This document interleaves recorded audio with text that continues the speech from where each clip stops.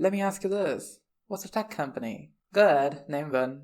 If your list include the usual suspects, the Magnificent Seven, with the notable exception of Nvidia, I would forgive you for being naive. Because to be honest, I would have uttered something somewhat of the same resonance had you asked me the same question before I got my new pair of eyes while reading a series of articles about China's definition of tech and how it changed over the years, even if it came at the expense of not including their own champions. Then it got me thinking, what if our definition of tech, the companies we worship as revolutionary, isn't actually tech companies? That anything that scales quickly and has high margins is tech, that they are just old world businesses wearing a digital mask, that revolution isn't in the science, it's in the packaging. The articles pointed out that we are living through a period of tech postmodernism where the definition of tech has become so subjective it's almost meaningless.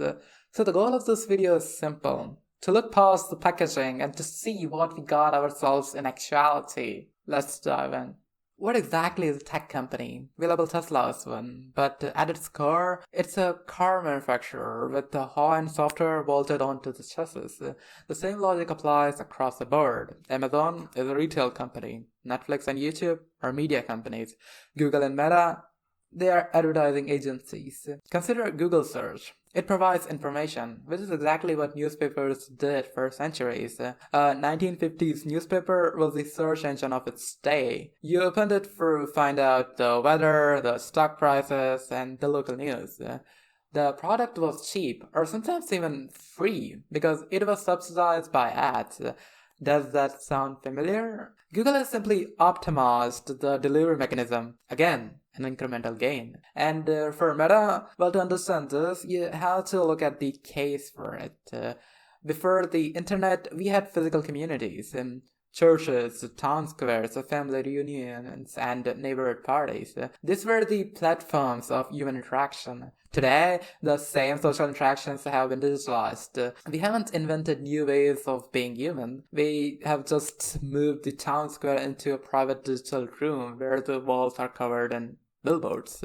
Now, as analyst Ben Thompson famously points out, there is a massive difference between a platform and an aggregator. A platform, the early internet, creates a space where others can build their own businesses. An aggregator, however, sits in the middle, intermediates the relationship, and controls the flow of money. Most of what we call big tech are actually just world-class aggregators. They don't create the content, they just gatekeep the audience. Also, it seems we have exhausted the innovative list of our Magnificent Seven rather quickly once we realize that they are just digital upgrades of the 20th century status quo. Now I hear you. If you say the tech as we know it isn't tech that much, then what is? To find the answer, it helps to have another data point to compare ourselves to. How about China? I think it's going to be a fair assessment, another superpower in the making, and they have most of our Magnificent Seven counterparts too. But surprisingly, many of China's own champions, like Alibaba or Tencent, don't qualify as tech in the eyes of their own government. To Chinese policymakers, a real tech company is one involved in deep tech, or hard tech, companies that do quantum information and computing, semiconductors and integrated circuits, brain science and biotechnology, deep sea, deep space, and polar exploration. Not what is not on the list: software, social media algorithms, and crypto.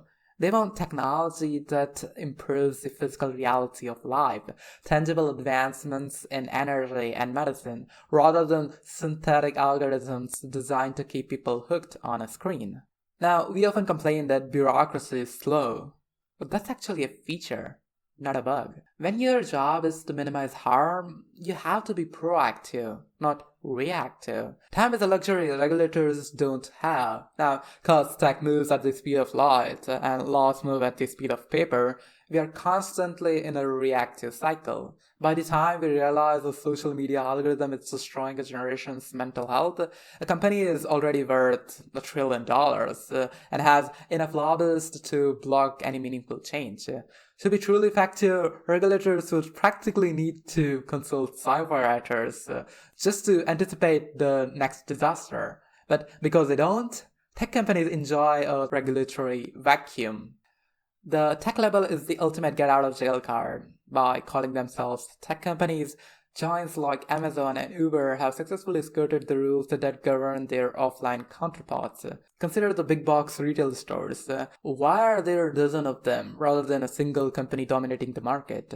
Because we have antitrust laws and zoning regulations that prevent a single company from owning the entire world of physical retail. Amazon was able to grow to its current size because those regulations simply didn't exist for the digital world. They were shooting at a moving duck. By the time law caught up, the duck was already the size of a dragon. Same for Uber. They label themselves as a technology company, not a taxi company, even though what they do is to compete with taxi drivers, but with an app. But whenever they break regulations, they argue that the rules won't apply to them, because again, they are a tech company and have an app. The most clinical part of the cycle is what happens next. Once a company becomes a monopoly in the regulatory vacuum, they flip the script.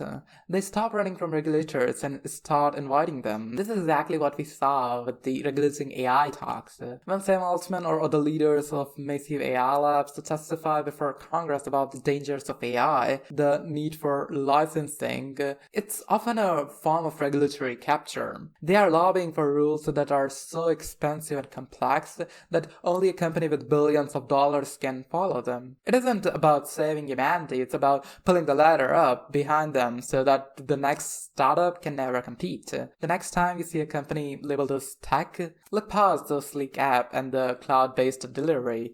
Ask yourself, is this company solving a hard problem of physics, or is it just aggregating people to sell them more ads? Is it creating new value, or is it just skirting the regulation of an already existing industry?